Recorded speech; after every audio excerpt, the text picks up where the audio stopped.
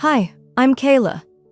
The night our daughter was gasping for breath in that hospital bed, my husband's parents didn't pray, didn't show up. His mother coldly asked, "Are you done being dramatic?" His father muttered, "Let her die. It'd save my son a lifetime of trouble." And while I held my daughter's hand, they were discussing funeral costs. I stayed quiet. But behind that silence, I was taking everything they ever cared about. Want to know how it ends? Before we dive in, what time are you listening to this and where are you tuning in from? Drop it in the comments. I read everyone. I hadn't closed my eyes in over 30 hours. The pediatric ICU was dim and sterile, lit only by soft monitors blinking their cruel truths into the silence. The antiseptic stung my nose, but I barely noticed anymore. I sat hunched over Lily's bed, my fingers gently stroking the back of her hand, careful not to disturb the IV line that snaked up her tiny wrist. My little girl, only 6, looked impossibly small under the heavy hospital blanket, her curls pressed flat beneath the oxygen mask. I'd whispered her favorite lullabies through the night, quietly, so the machines wouldn't think I was trying to compete. A nurse had come by around 3, offering me a pillow and some coffee. I refused both. I couldn't bear to move, not even to blink. My body was on autopilot, but my heart was standing still. Just after 5, I checked my phone again. Nothing. Not a single message.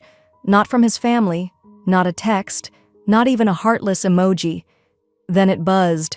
My heart jumped. I nearly dropped it in my rush to swipe the screen. Dolores, my mother-in-law. Finally. Maybe she'd come around. Maybe she wanted to pray with me or just ask how Lily was doing. I answered with a trembling, "Hello?" A pause. Then her voice cut through like cold glass. "Are you done being dramatic?" My mouth went dry. Before I could respond, I heard his father, Roger, in the background. His voice was loud enough to make sure I'd hear. "Let her die already. She's just a burden to our son. He doesn't need that kind of dead weight." I didn't speak. My fingers tightened around the phone. Then I ended the call. Just like that. No tears, no response. I placed the phone screen down on the chair beside me and looked at Lily. Her chest rose and fell slowly, laboring under the weight of something so much bigger than lungs should carry. She stirred slightly. A twitch of her lashes. "I'm here, baby," I whispered. "I'm still here." From my coat pocket, I pulled out something small, a purple butterfly hair clip. Plastic. Cheap. But she loved it, always insisted on wearing it to school. Said it made her feel brave. I clipped it gently into her soft curls. "So you'll feel like Mommy's still here, no matter what." I rested my cheek against her hand for a moment. The machines beeped steadily beside me, indifferent to my aching. Then one of them chirped, a slightly higher tone. A nurse peeked in, young, polite. "Just checking." "Do you need anything, Ms. Bennett?" I shook my head. "No, thank you." She smiled softly and left. But something inside me cracked. I sat back in the chair, staring at the wall for a long moment. My mind wasn't racing. It wasn't even moving. And then it did. I remembered their voices, Dolores's shrill scolding, Roger's heartless calculation. I wasn't just exhausted, I was furious. Not the loud, screaming kind of fury, no. This was quieter. It had weight. It was the kind of rage that makes you remember every word, every pause, every cruelty, and store it like evidence. They didn't get to say those things and walk away. Not anymore. A little after 6, a different doctor walked in, one I hadn't seen before. He introduced himself as Dr. Wilcox and sat beside me with the kind of kindness that doesn't feel rehearsed. "She's in a fragile state," he said, glancing at Lily, "but we're not without hope." I looked at him, then at my daughter.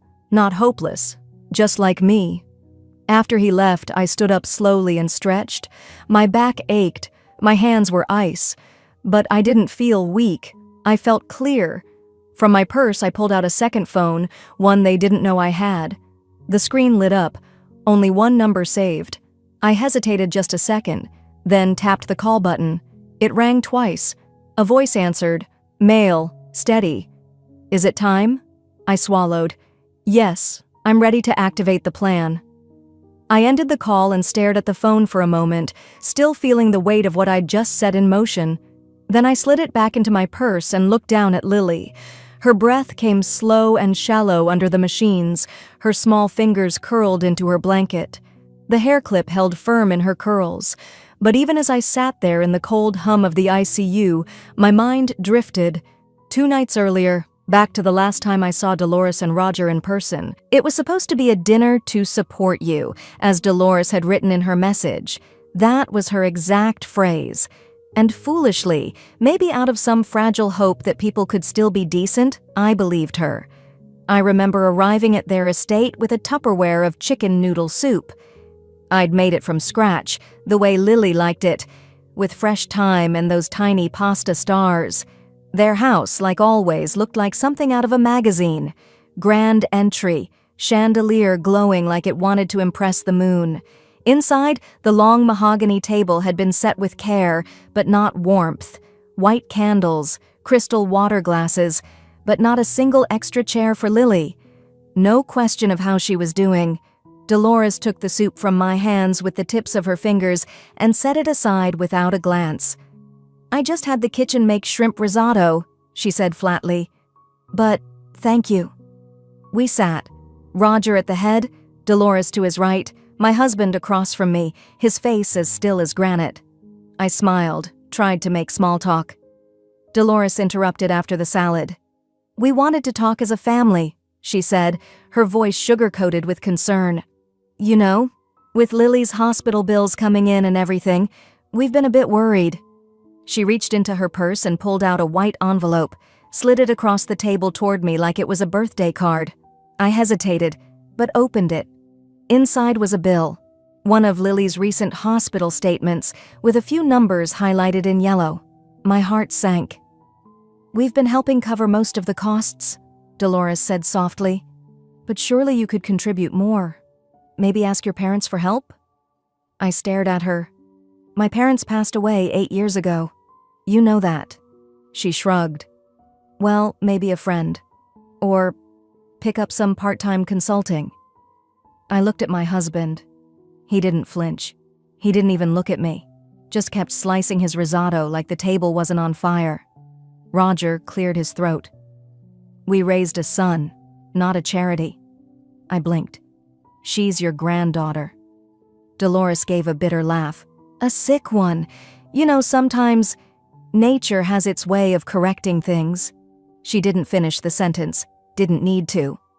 I stood up. My chair scraped loudly across the floor. No one stopped me, not even him. I left the soup behind on the counter. Didn't care if they tossed it. The drive home was quiet, except for the sound of my tires rolling over wet pavement. The sky hung heavy with gray, and traffic was light. I didn't go straight home. I pulled into an empty parking lot near the community center and just sat there, my hands gripping the wheel so tightly I thought the leather might tear. And then I cried. Not because they broke me, but because I knew I'd never let them do it again. When the sobs finally passed, I reached over and opened my bag. Tucked beneath my wallet and Lily's medical forms was a black folder. It had been there for months, untouched, waiting. Embossed on the front in gold lettering, Greenbird Holdings. I opened it, fingers trembling not with fear, but with the energy of someone finally remembering who she was. They think I came into this marriage with nothing, I whispered. They didn't know about the trust my aunt left me. They didn't know about the shell companies I'd quietly built before I ever said, I do. They thought I was just a sweet, struggling wife their son rescued. And I let them believe it. That night, I didn't sleep. I read through my Greenbird notes until dawn broke through the clouds. I planned. I listed names. 2 days later in the hospital, I fed Lily spoon by spoon, warm broth I'd brought from home. Her eyes fluttered open once, just long enough to meet mine. And in that brief second, I saw everything I needed to. She was still fighting. So was I. They think I came into this marriage with nothing. The air in the ICU felt different that morning. Thinner, like it had been filtered through secrets. Lily stirred lightly in her bed, her eyelids fluttering as if trapped in a dream she couldn't wake from. I'd just finished wiping down her hands with a warm cloth when I stepped into the tiny bathroom attached to her room. The door didn't close all the way. That's how I heard it. "I told you, Mom, she's used to doing without. She didn't come from anything.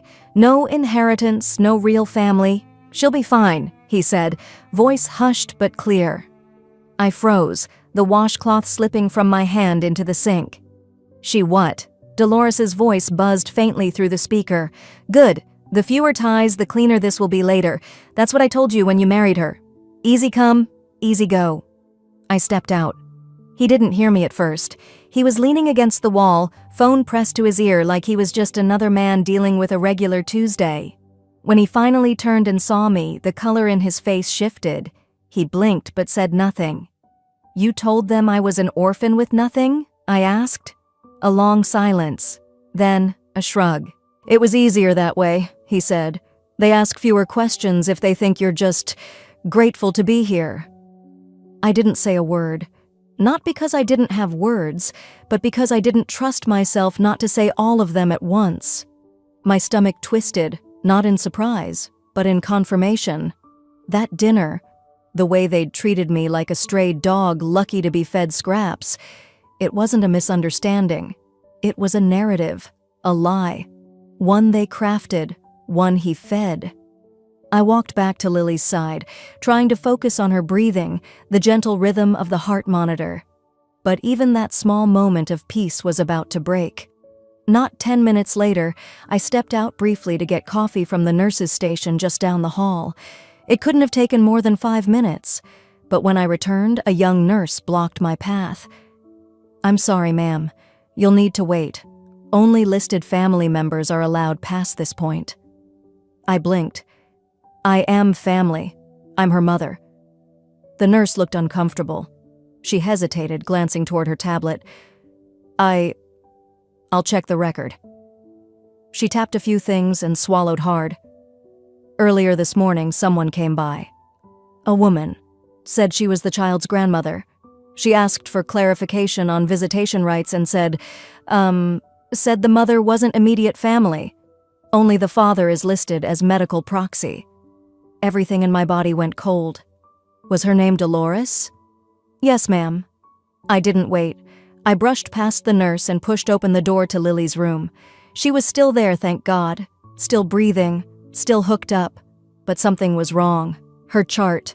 It had been moved. Not just moved, edited. I flipped through the pages. Her medication notes were updated. A new signature was at the bottom of the page. Dolores's. I stood still for a moment, watching my daughter sleep. My hands shook. This wasn't a misunderstanding anymore. This was removal, erasure, and it wasn't the first time. After we married, there was a meeting about estate planning. His father had suggested setting up a family trust. We sat in that same grand dining room, and when the papers came back 2 weeks later, my name was missing. Dolores had smiled politely. "Oh, that must have been a clerical error. I'll have it fixed." My husband had said, "Don't make it a thing, Kayla. It's just paperwork." But now, standing in that hospital room, watching my daughter breathe through tubes, I saw it for what it was, a pattern. Each erasure, each exclusion was deliberate, strategic. I walked out to the hallway and found a quiet corner near the nurses' lockers. I pulled out my phone and dialed a number I hadn't used in years. It rang twice. "Adams and Hunt," the voice said. "Hi, it's Kayla Ward. I need to speak with Julia Hunt. It's urgent." 5 minutes later, her familiar voice came through. Calm, sharp, steady. "Kayla, it's been a long time. I need legal intervention, immediately, at the hospital. I think my in-laws are trying to override my parental rights." I didn't tell her everything. Not yet. But Julia didn't ask unnecessary questions. She just said, "Text me the hospital and room number. I'll be there in 20. I ended the call and looked back through the small glass pane into Lily's room. You can erase a name from a document, but not from a child's blood. Not from the fight inside a mother who's done being quiet. You tried to erase me from the paperwork, but not this time. This time, I'll let the ink bleed." The certified letter was signed for at 8:42 a.m. I watched from the bench outside Lily's ICU room as my husband stood in the hallway, holding the envelope like it might explode in his hands. He read slowly, lips pressed into a line, then folded the paper back in on itself. His jaw clenched, but he said nothing, not even a glance in my direction. It was quiet, almost too quiet. You'd expect shouting, a reaction, but the only sign was his hand trembling slightly, the way a leaf might quiver just before a storm hits. 10 minutes later, Dolores arrived. She marched down the corridor like she owned it. Her heels clicked with certainty until she saw the envelope in his hand. He didn't even have to explain. She snatched it, skimmed the bolded words, my declaration of full legal and medical rights over my daughter, and froze. Then she looked at me like I'd kicked down her front door. "What do you think this will solve?" she hissed. "What exactly are you trying to prove, Kayla?" I stood up calmly. "That I'm Lily's mother. That I'm done playing small in your story."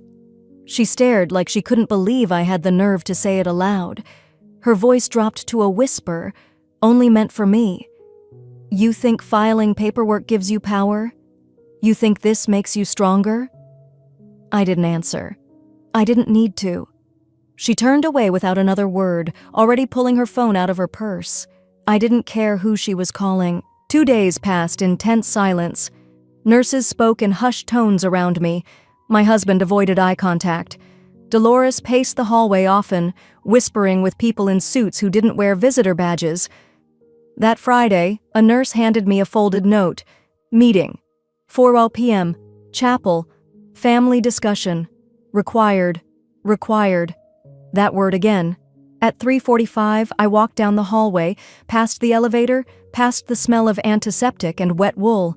The hospital chapel was tucked in behind the west wing, small, quiet, lined with pews no one sat in unless they needed something from God. They were already there. Dolores in her pressed navy suit, my father-in-law looking like he'd rather be anywhere else, and my husband seated, arms crossed, tapping one foot like a metronome of tension. I entered and sat on the opposite side, alone. Dolores wasted no time. "This is about what's best for Lily," she began, like she was moderating a board meeting. "You mean now that I'm asserting my rights?" I asked, voice level. She blinked. "No one is denying you're her mother, Kayla, but you've been under enormous stress, and some of your decisions have been emotionally driven, unstable." "Unstable," I repeated quietly. She leaned forward, hands clasped. "We're concerned that your insistence on control is interfering with what the doctors need to do." I opened the folder I'd brought and placed it gently on the table between us. A photograph of me asleep beside Lily's bed. One for each night. Dated, time-stamped. Doctor's notes confirming I was present during consultations. Nurses' logs. A notarized letter from Lily's primary physician stating I'd never missed a major update. I slid them forward. "When were you last here after midnight? Or spoke directly to her doctor? Or stayed more than 2 hours without leaving to take a call?" No one answered. Dolores's lips curled slightly, but the veneer of civility didn't break. "Kayla, we don't need to tally nights to prove love. This is bigger than attendance." I leaned back. "No, Dolores. It's about presence. It's about truth. You've tried to write me out of this family since day one." That was when my husband spoke. His voice was quieter than I expected. "We've filed a petition for temporary guardianship of Lily." My chest tightened. He didn't meet my eyes. "It's not permanent, but your emotional state during this time, it's being reviewed." I nodded slowly, not because I accepted it, but because it confirmed everything I needed to know. I stood up, not bothering to gather the papers. No parting shots, no yelling, just motion. As I stepped into the hallway, my fingers found the pink fleece blanket folded in my bag, the one Lily clung to during her first fever, the one Dolores once sneered at, calling it a crutch for clingy mothers. I held it gently, pressing it to my chest. "You called this love a weakness. You said softness was useless. Now I'll show you what strength looks like." I took the elevator down without looking back. The weight of Lily's blanket in my arms was the only thing grounding me. The chapel door shut behind me, but the silence followed. It trailed me down the hospital hallway, echoed in the scuff of my shoes on linoleum, in the way the vending machine hummed like a tired sigh. I returned to Lily's floor just as the night shift nurse changed out her chart. She looked up as I approached. "Hey," she said softly. She had a calm afternoon. "Didn't ask for much. Except for you." I nodded. My voice was caught somewhere deep in my chest. I walked into the room and there she was, tiny fingers curled under her cheek, one sock slipping off. I sat by her bed and whispered, "I'm still here, baby, even if they're not." The nurse came in with new vitals and gently leaned over to check Lily's IV line. As she adjusted the monitor, she glanced at me. "Just so you know," she said, "he hasn't been here the past 2 nights." I blinked, registering her words slowly. He told the staff he'd be back, but no one's seen him since Wednesday. I didn't ask questions. I didn't need to. After Lily's breathing evened out again, I stepped out quietly and made my way back to the small rental I'd been using, an apartment just 5 blocks from the hospital. I hadn't planned to live there long, just until we figured things out. That's what I kept telling myself. The lamp by the couch flickered as I walked in. A half-eaten sandwich from 2 days ago sat in the fridge, untouched. Bills were stacked neatly by the microwave. I ignored them.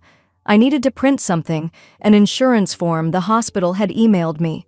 My old printer was hooked up to his iPad still, synced to our shared cloud. I opened it without thinking, muscle memory guiding my fingers.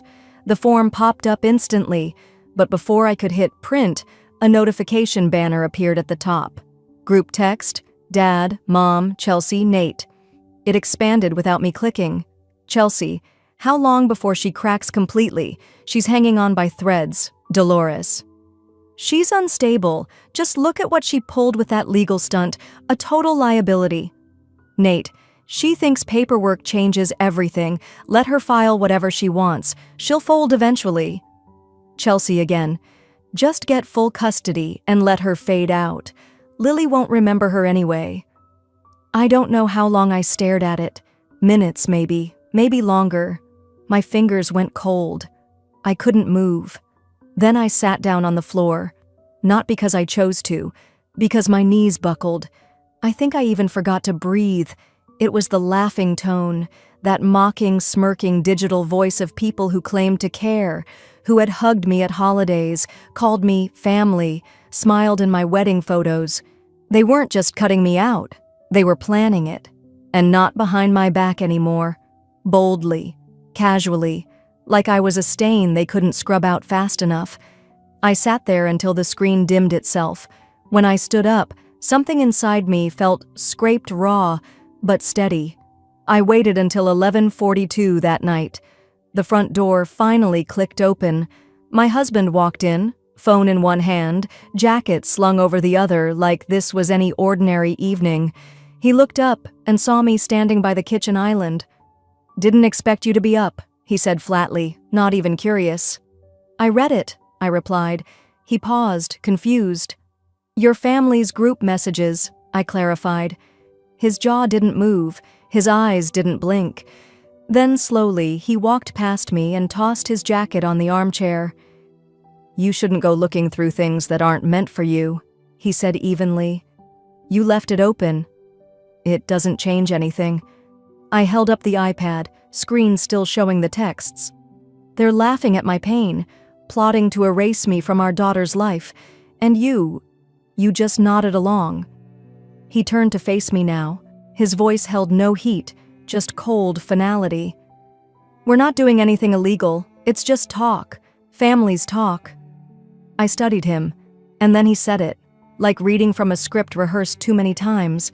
"You were always temporary, just convenient." The words didn't land like punches. They landed like the thud of a door closing forever. I didn't throw the iPad. I didn't scream. I didn't ask why. I walked to the small storage basket by the TV stand, pulled out the pink blanket, held it, soft, warm, The only thing in this apartment that still felt like home. I whispered, not for him, but for myself. I wasn't convenient. I was your shield. You just didn't know it. Then I turned, packed a small bag, folded the blanket and placed it gently inside. I didn't slam the door on my way out. I didn't need to. The crack in the wall wasn't just a fracture. It was the start of something deeper, a shift I couldn't put into words yet, but I knew it was coming. Something inside me broke, but not in the way they hoped. It didn't snap or crumble. It shifted, quietly, like a lock turning from the inside. By 7 the next morning, I was walking past a gray marble reception desk on the 12th floor of a downtown office building. The city was just waking up. Coffee carts, buses sighing at stoplights, but inside me, something had already clicked into place. "My name is Kayla," I said to the woman behind the desk. "I have an appointment with Mr. Harlow." She looked up and blinked twice. "You're early." "I know," I said simply. She motioned for me to sit. I didn't. I stood by the window, watching the city move while clutching the navy folder in my hands. My fingers pressed into its edge until the ridges left marks on my palms. I didn't feel them. 15 minutes later, the receptionist led me into a long office with tall glass panels and framed articles about legal victories. A man in his 60s sat behind a desk, silver hair cropped tight, expression unreadable. But his eyes were sharp. "I've read your name in medical filings," he said, not as a question. "Please, have a seat." I sat, opened the folder, and slid the iPad across to him. The group messages were still open, time-stamped, visible. He read in silence. No questions, just a slow intake of breath when he got to the phrase, "Let her fade out." "Lily won't remember her anyway." "That's enough for me," he said finally. "We'll respond accordingly." I nodded once. "They've already filed, haven't they?" He tilted his head. "Emergency petition. Yesterday evening, claiming emotional instability. They want to revoke your parental rights and obtain sole custody." I didn't blink. "We'll get ahead of it," he said. "The hearing is set for Sunday morning. 48 hours. He leaned back. "They're pushing hard." "I know," I murmured. "That's why I'm done being soft." He studied me for a moment longer. "Most women in your position walk in crying." "I already did that," I replied. "In private. I don't plan to repeat it here." He gave the faintest nod of respect. "Then we'll do this right." After I signed the retainer agreement, I stepped back into the hallway. The folder was still under my arm, but now it felt less like weight and more like a blueprint. By midday, I walked through the automatic doors of the hospital again. Not to see Lily this time, but straight to the administration office. The same woman who'd helped with our first intake, Anne, was there. She looked up and offered a gentle smile. "Kayla, how's Lily?" "She's sleeping well. That's why I'm here." "Do you still have the paperwork from the first night?" Anne raised an eyebrow, but didn't ask. She disappeared into the records room. When she returned 10 minutes later, she had a manila envelope. "You signed these during intake," she said. "HIPAA override, temporary guardianship, and medical consent, since you were the only one present at the time." I opened the packet. My name and signature stared back at me, dated, time-stamped, and filed. Anne added gently, "They've been on file for weeks." I nodded, absorbing the quiet power of that truth. "They're trying to erase me," I said, voice low. "But I've been here all along. Every form, every sleepless night, every inch of this hallway." "I know," she said simply. "We all know." I left the office, not with anger, but with clarity. As I walked past the waiting area, a small bulletin board caught my eye. On it, clipped with a tiny paperclip, was Lily's discharge tag from her first ICU night, soft pink paper with my signature beneath it. Without asking, Anne had already placed it in my folder. By the time I returned to the apartment, the sky was shifting from bright blue to burnt gold. The light filtered through the blinds as I laid the folder on the kitchen table. I sat in the same spot I'd once cried in. But today, I didn't cry. Instead, I opened the folder and added the discharge tag beside the other documents. They had iMessages, I had timestamps, they had manipulation, I had paperwork, they mocked me for being emotional, but emotion had kept me awake, documenting, signing, staying. My phone buzzed on the table, a message from my husband. "Please don't make this uglier than it needs to be. Let's be adults." I stared at it for a long moment, then locked the screen without replying. I walked to Lily's room and sat on the edge of the bed. Her favorite stuffed bear was still there, tucked under the blanket I'd brought from the hospital. I smoothed it out, then went back to the kitchen and slipped the blanket's laundry tag into the folder. Because that's what mothers do. We don't raise our voices first. We raise the truth. Sunday was coming, and with it, court. But for once, I wasn't bracing to be heard. I was ready to be seen. The courthouse doors hissed shut behind me with the kind of finality that makes your heart stutter for a moment. I clutched Lily's folded pink blanket to my chest like it was a shield, or maybe a promise. The same nurse who'd handed it to me weeks ago had quietly slipped it into my bag again that morning. "For strength," she'd whispered. Courtroom 4B sat at the end of a dull hallway that smelled like dust and lemon floor polish. I arrived 10 minutes early. Mr. Harlow had told me not to, said walking in after them would make more of a statement. But I needed a moment where no one was watching, no one was judging, and I could simply sit still before everything began. The room was cold, in that way all courtrooms are, too sterile, too lit, too beige. I chose a seat in the second row, front and center, like a student before a test. The blanket stayed on my lap. I didn't fidget with it, just kept my hands resting lightly on top of it, like I was steadying something that had been rattling too long inside me. I heard them before I saw them. His mother's voice, sharp and tight. "Keep your back straight. You want to look composed." Then my husband's lower register coded in smugness. "It's already done, Mom. She's never going to see it coming." He walked in with both his parents beside him like some twisted family portrait, matching navy suits, practiced posture, polished expressions. His lawyer, a woman in heels too high for any courtroom floor, greeted the clerk like an old friend. Everyone was so sure of themselves, so rehearsed. He didn't even glance at me, not once. But his mother? Her eyes met mine and then slid away like I was a stain on the marble floor. Mr. Harlow arrived exactly on the hour, briefcase in hand, tie perfectly straight.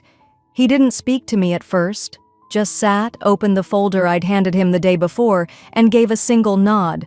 Then the bailiff called us to rise. The judge entered, older, gray-haired, no nonsense. He didn't offer small talk, didn't smile. He simply looked at the paperwork, cleared his throat, and began. My husband's attorney went first. Her voice was polished, her tone soaked in false concern. "Your Honor, we believe this emergency petition is necessary for the child's welfare. My client has reason to believe the mother's recent behavior shows emotional instability. She's been uncommunicative, withdrawn, and resistant to family support." I didn't flinch. Mr. Harlow stood slowly. He didn't pace, didn't raise his voice.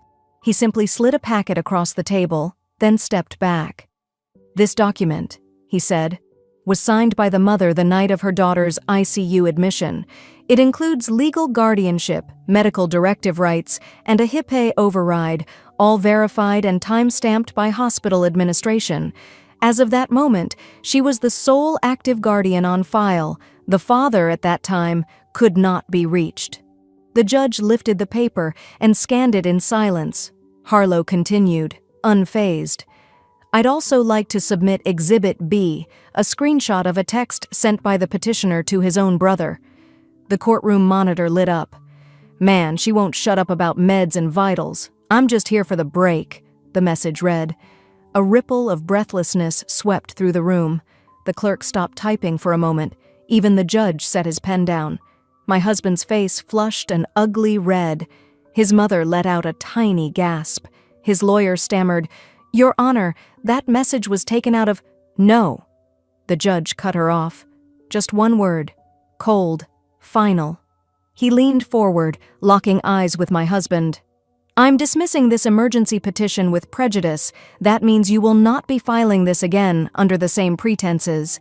If you attempt to manipulate this court to dodge responsibility, I will consider formal sanctions." My husband opened his mouth to protest, but the judge raised a hand. "Sit. Down." Then the judge turned to me. "Ms. Kayla, your documents are in order. Your rights remain intact. This court recognizes your legal standing as primary guardian." I didn't smile, didn't nod, just breathed out, slow and deep.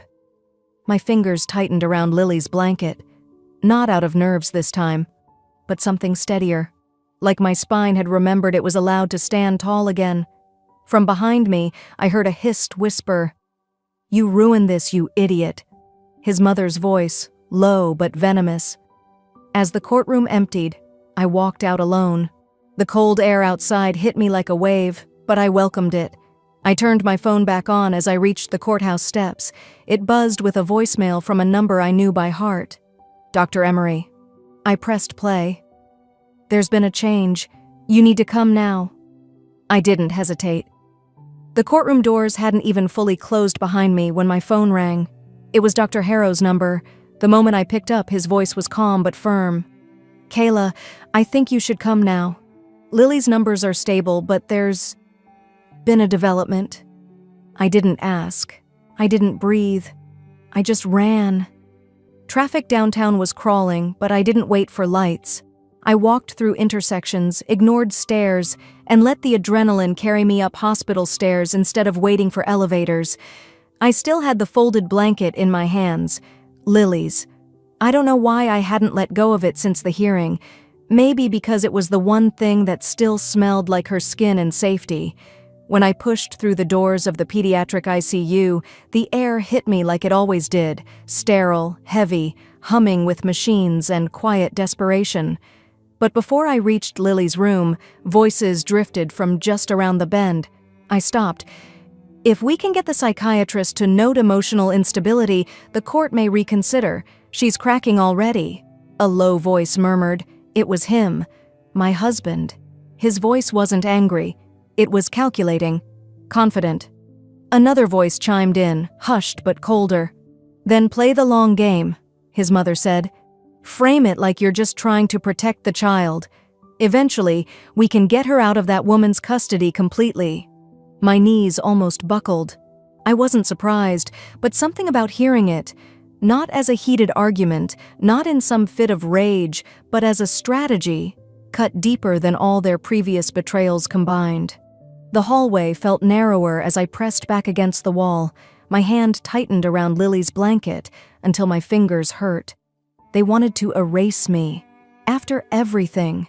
After the nights I sat alone watching monitors, after every report and medication discussion and moment spent decoding medical jargon just to keep our daughter breathing, after all of it, they were here plotting how to declare me unfit. I didn't cry. Not even a lump formed in my throat. Just something colder, older, settled into my chest.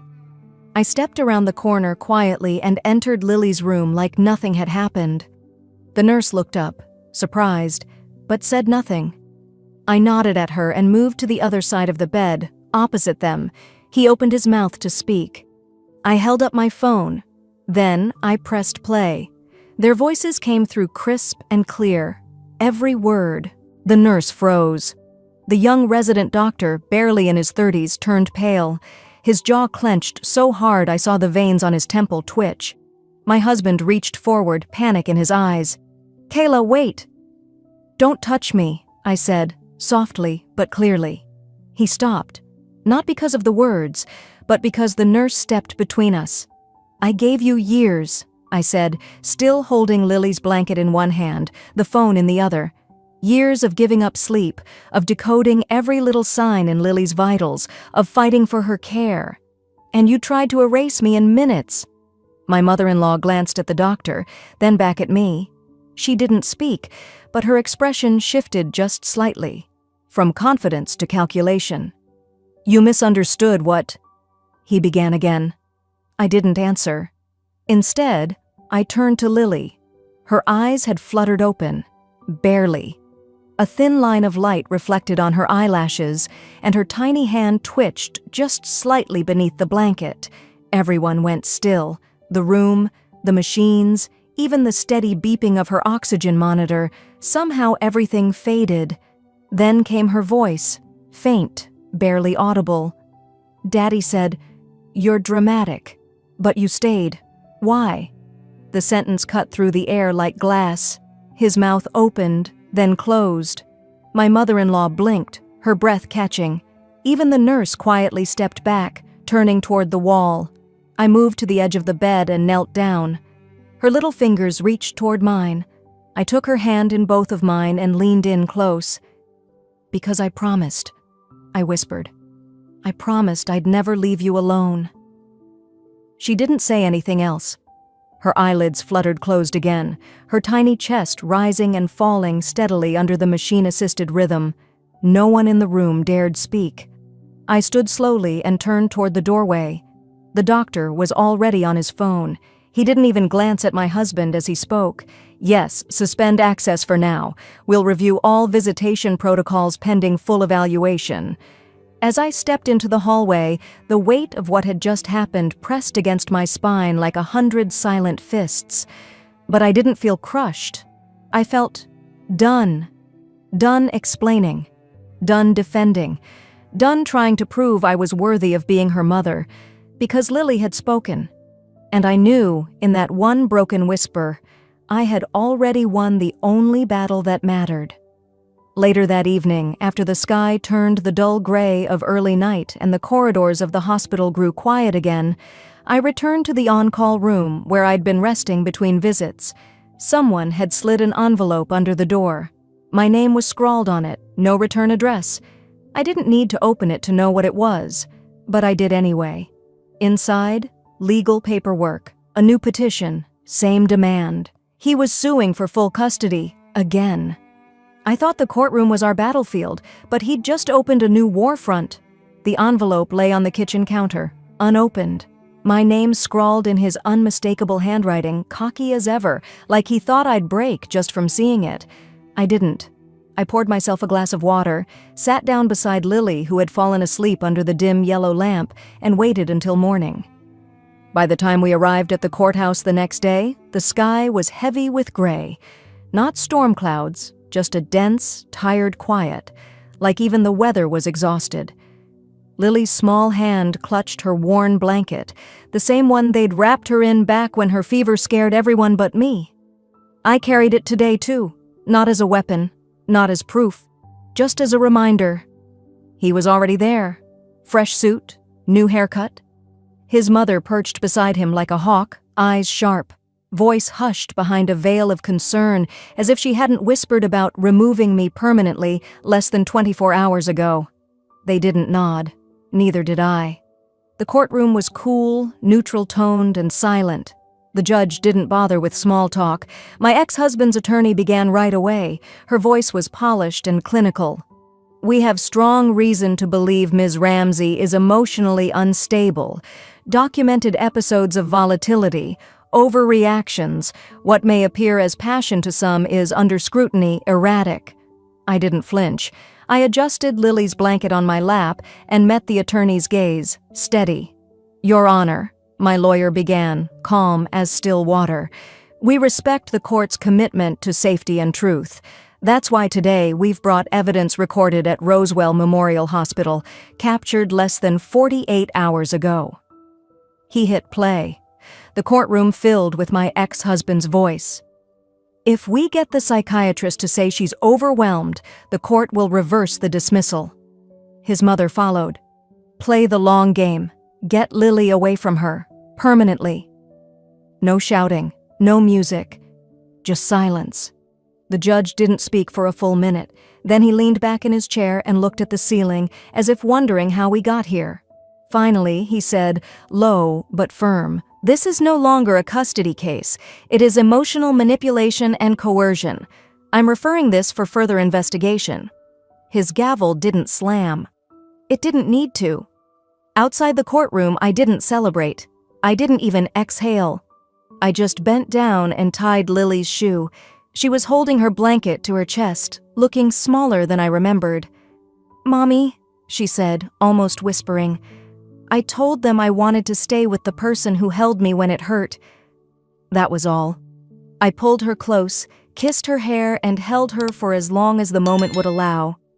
Across the hallway, a woman in pale blue scrubs lingered. Her eyes met mine. "You probably don't remember me," she said, "but I'm the one who wrapped her in that blanket the night you rushed in. Fever was rising so fast we were all scared, but you never left her side." I did remember. I nodded once. That was all I could manage. A week passed. The investigation had started. He'd been asked not to contact me or Lily directly. His mother sent one email. It went unanswered. Lily and I moved into a small apartment on the edge of town. Nothing fancy, but ours. Quiet. Peaceful. I let her choose a color for her room, bright lavender. I hung up soft white curtains. We put a little bookshelf beside her bed, and every night we read until her eyelids fluttered shut. His lawyer reached out to renegotiate. I refused. Not for revenge, just for peace. The money from the settlement came in 2 weeks later. I didn't touch it for days. And then I made the decision. Not a single cent would be spent on retribution. I used it to start something instead, an online support network for mothers of chronically ill kids who'd been through what I had. I called it Still Standing. We had 3 members the first week. By the end of the month, we had 92.